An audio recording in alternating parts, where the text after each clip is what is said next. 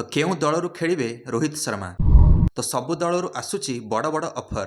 तो डिसेंबर 20 रे आउ थरे ट्रेड विंडो खोलीजिवो जेउथरे नेण देण हेबे रिटेन्ड खेलाड़ी गुड़िक जेउथरे रोहित शर्मा को Delhi Capitals, Chennai super Kings आउ आरसीबी भली दल किणवा उद्देश्य रे जगिकी बसचंती।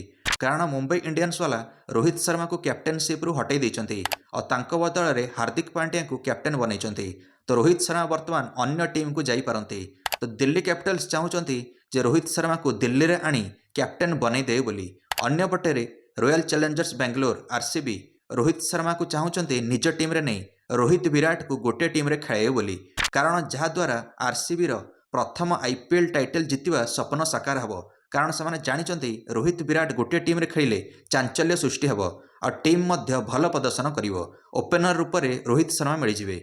से भली चेन्नई सुपर किंग्स रोहित शर्मा को नहीं निज टीम रो पावर को डबल करने उद्देश्य रे से भली पंजाब मध्य निज टीम रे सुजोग देवाकू इच्छा करुची हिटमैन को। कारण जदि हिटमैन पळै आसीए पंजाब किंग्स रे ताले हिटमैन और शिखर धवन पुराना जोड़ी ओपनिंग करिके धमाल करिवे। एबे रोहित शर्मा सहित कौन हबो ता डिसेंबर 20 दिन जना पड़िवो जो दिन ट्रेड विंडो पुणी आउ थरे खोलिवो। रिटेन्ड खेलाड़ी मानकर भाग्य चमकिवो।